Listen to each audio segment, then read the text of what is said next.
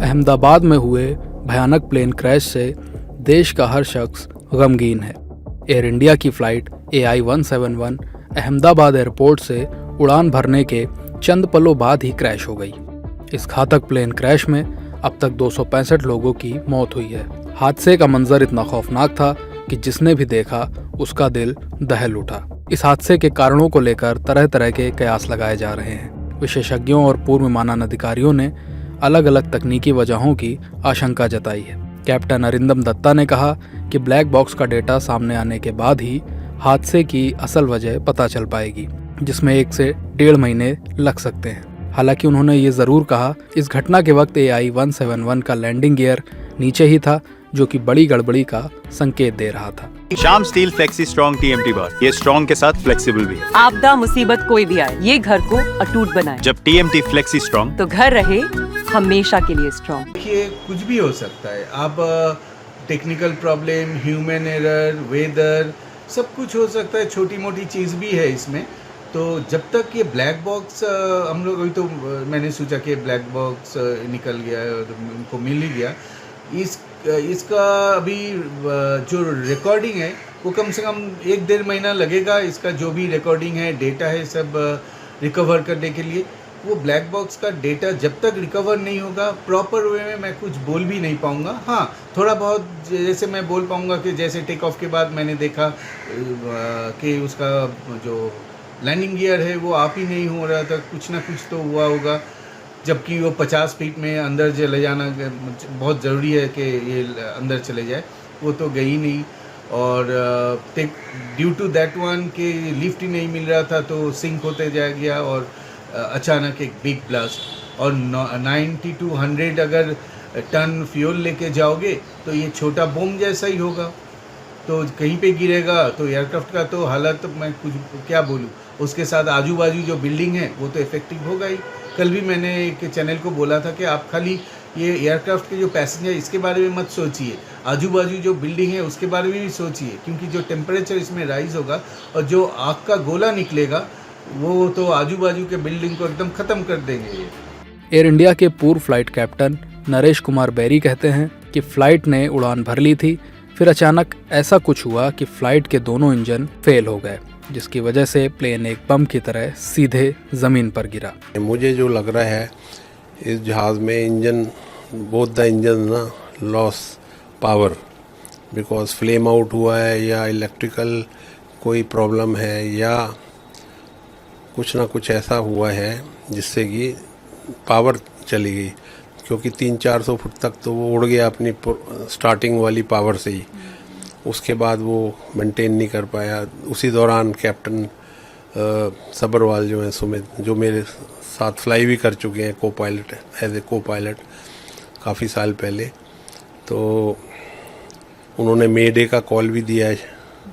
उन्होंने दिया या फर्स्ट ऑफिसर ने दिया है ये तो पता लग जाएगा CVR से, कॉकपिट वॉइस रिकॉर्डर से।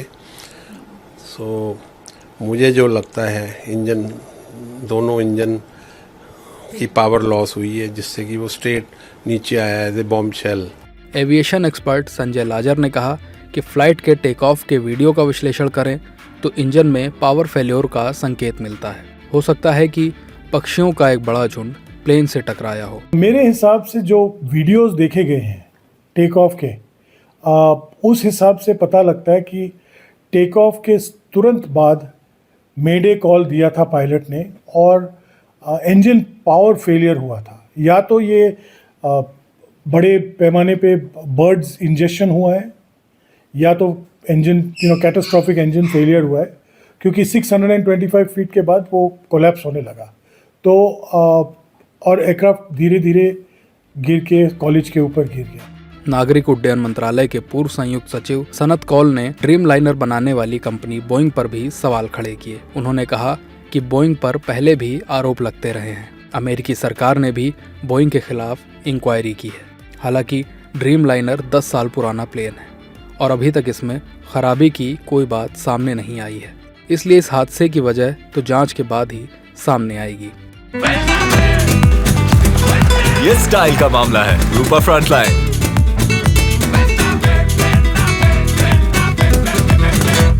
बोइंग कंपनी तो वैसे 100 साल पुरानी है, पर पिछले कुछ सालों में तो उसके खिलाफ कई चीज़ें निकली हैं। यूएस अमेरिकन गवर्नमेंट ने भी इंक्वायरी की है, पूरी कांग्रेस की उनके पार्लियामेंट की इंक्वायरी हुई है, यूएन के ऑफिसर्स को बुलाया है उन्होंने। उसमें ये भी निकला है, वो एक उनका था बोइंग 737 मैक्स, उसके खिलाफ तो बहुत हुआ था, उसके 2-3 क्रैश हुए थे।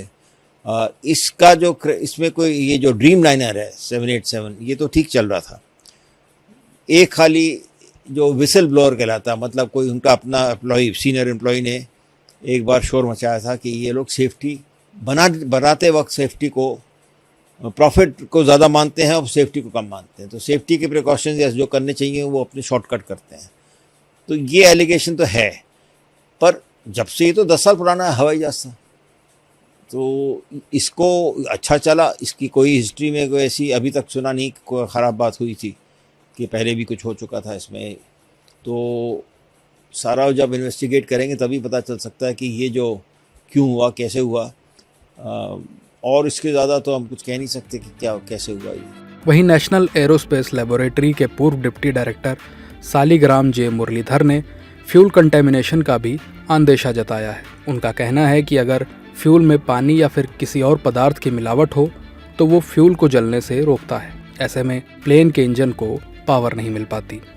If you look at the engine power and the climb of the height climb, it looks like the aircraft did not gain sufficient height to have a go around and to come back for whatever reason. One of the possible reason, what I can think of, it's just at a very, very preliminary stage. It can be due to fuel contamination. It comes in the sabotage. So whatever fuel you are adding, if it is contaminated with water or whatever is there, so as far as the quantity of the fuel is concerned, it will show perfect. But it is contaminated with something which prevents the burning of the fuel. So you give the power, initially it starts, but when it demands the peak power, that time it may not be giving the required peak power because of fuel contamination. The aircraft can lose the power. Ahmedabad plane crash Bharat के सबसे भीषण विमान हादसों में से एक बन चुका है। इस हादसे ने कई परिवारों को कभी न भरने वाले जख्म दिए हैं। अब तक की जानकारियों और वीडियो फुटेज के आधार पर कई कयास लगाए जा रहे हैं। हालांकि हादसे की असल वजह ब्लैक बॉक्स की जांच के बाद ही सामने आएगी।